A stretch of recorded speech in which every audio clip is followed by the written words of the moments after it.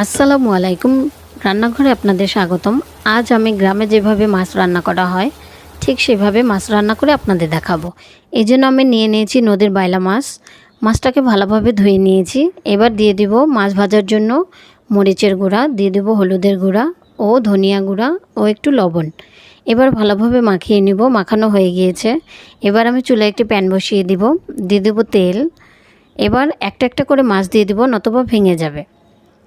মাছ ভাজা হতে থাকবে, এর ফাঁকে আমরা মাছ রান্নার মশলাটা তৈরি করে ফেলবো। এর জন্য আমি নিয়ে নিয়েছি দুটো পেঁয়াজ, নিয়ে নিয়েছি 2 কোয়া রসুন, এটাকে আধা বাটা করে নিয়েছি। এবার এর মধ্যে দিয়ে দেব 1 চা চামচ মরিচের গুঁড়া, দিয়ে দেবো আধা চামচ হলুদের গুঁড়া, দিয়ে দেবো আধা চামচ ধনিয়া গুঁড়া ও পরিমাণ মতো লবণ।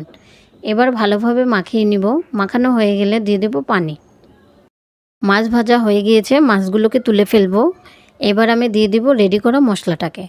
এখানে কোনো পানি অ্যাড করব না, কারণ মশলাটা যখন তৈরি করেছি তখন আমরা পানি দিয়ে দিয়েছি। এবার মশলাটা কষানো হয়ে গেলে দিয়ে দিব টমেটো।